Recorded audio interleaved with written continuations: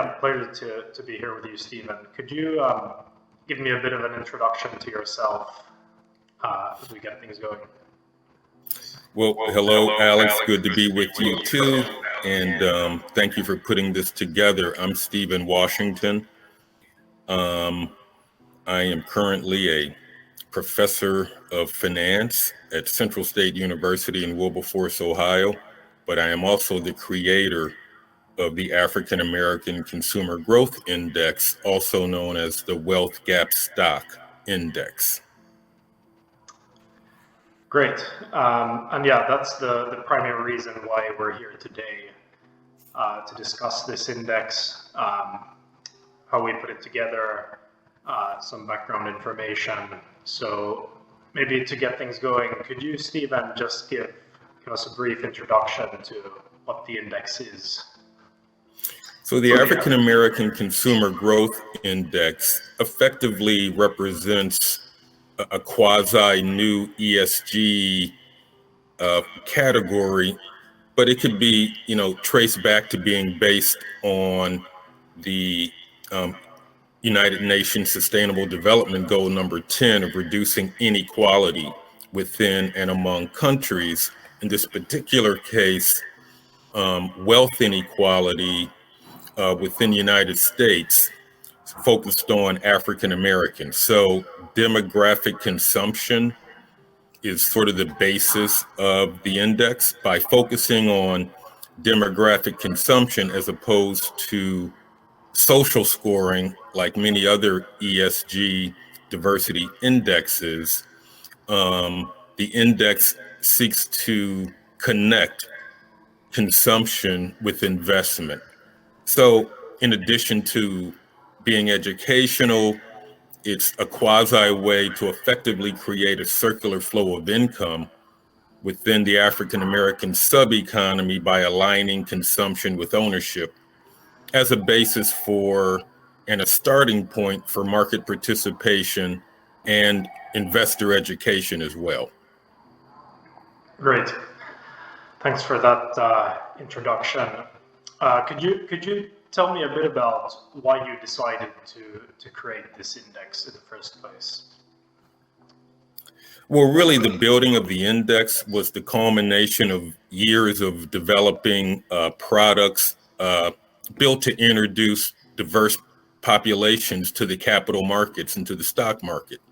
So I previously launched the American Diversity Growth Trust in the early 2000s, the Unit Investment Trust. It was based on companies demonstrating strong commitment to diversity and inclusion, and also helped launch the Black Wealth Network, an investment platform utilizing mutual funds managed by minority investment managers. So I'd been working on these concepts for some time throughout my career.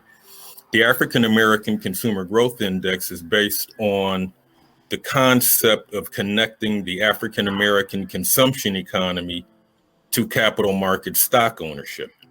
We believe conceptually that because of the efficiency of the capital markets, African American consumption can be reflected in a portfolio of publicly traded companies to create, in effect, a circular flow of income within the African American sub-economy.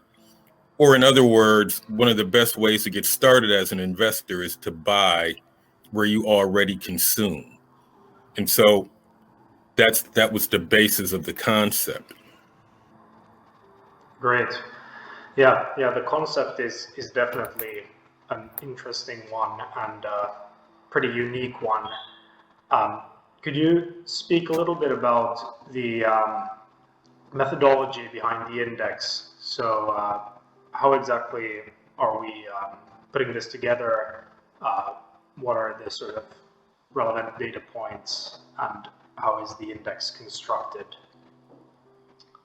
So the index construction concept is based on the tracking of companies, or the identification of index constituents within sectors and industries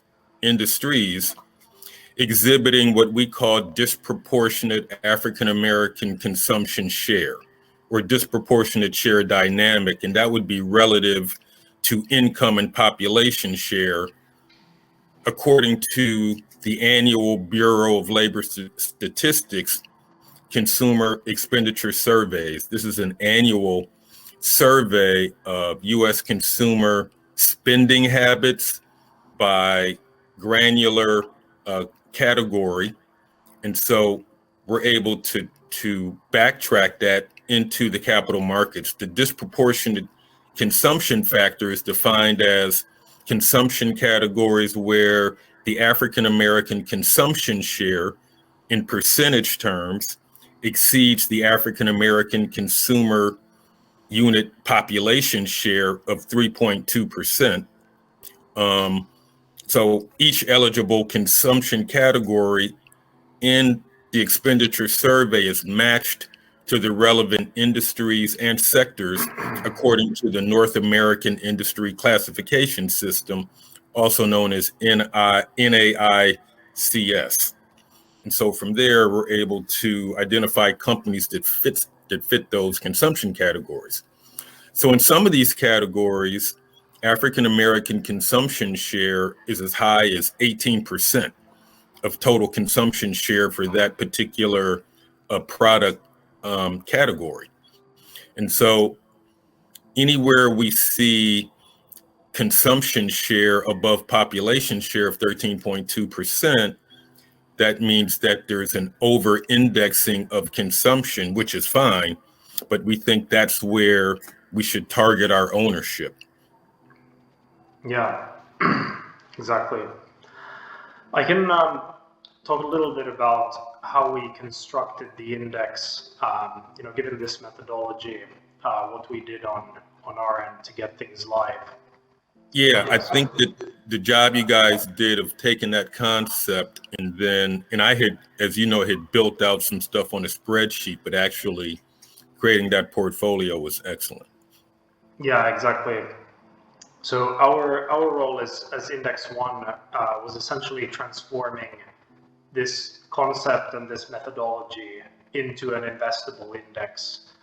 So what we did was we helped aggregate some of the data from the survey, gathered the statistics on the African American consumer share in various different categories, and we mapped them to different sectors in the U.S. stock market, so U.S. equities. We built essentially a base universe consisting of U.S. equities above a certain size threshold, which more or less reflects the full U.S. market cap in terms of listed equities. And then we applied these categories of overconsumption to the categories, so the sectors in the universe as defined by NAICS, and essentially built a historical view of what the index composition would have looked like since the launch date of the index. And what we then did was we built backtests, validated some of the data using our platform, and essentially then turned it into a live index, which is the same index we're calculating today. So that's in broad terms sort of what we did on our end. So moving forward, what do you want to achieve with this index? Well, our near-term goals would be to make the index investable, either through a direct-to-consumer application or platform, or as an exchange-traded fund ETF. But what we want to achieve is not only to create an investment tool, but also an educational tool. African Americans are significantly underinvested in the stock market. And so our hope is that the index can motivate people to experiment in the stock market who may not have otherwise participated, because we believe people intuitively understand the logic of having some connection between their consumption and their ownership profile in the broader economy. Because African Americans have a distinct consumption profile within the US economy, we can target that profile and mirror it for stock ownership. The closing of the wealth gap is multifaceted. Real estate is involved, home ownership is involved, retirement planning is involved. However, the most direct and efficient access to business ownership, business assets in the US and really globally is through the stock market. So we want to make sure that people have a strategic option for addressing the wealth gap issue in a low cost, efficient manner that anyone can access.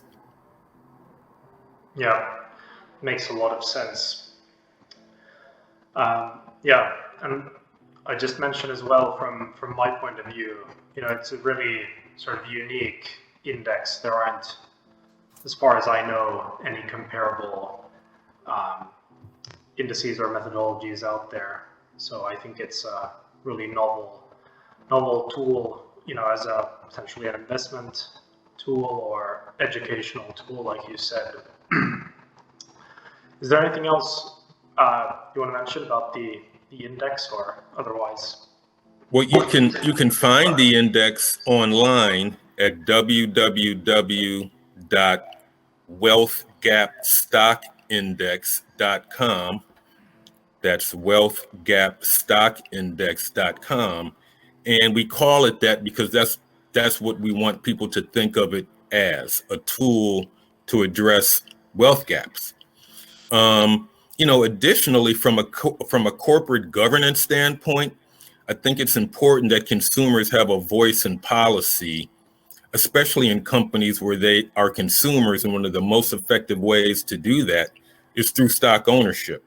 So we all know that proxies can be voted and issues can be brought before the board of directors. You now have the ability to vote proxies and affect overall corporate policy that can produce positive social benefit outcomes. So for us, it makes sense from a shareholder activism standpoint to have a voice in companies where you are a heavy consumer, as well as creating that circular flow of income that comes with consumption and ownership. Yeah.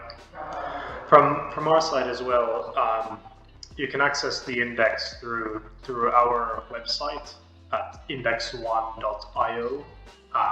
There you can see the methodology document if you're interested in reading about how the index is calculated and constructed, along with any performance metrics and otherwise. So yeah, I think that more or less wraps it up. Thanks, Stephen, for taking the time. It's been really interesting talking to you, and thank you. Thanks for having me.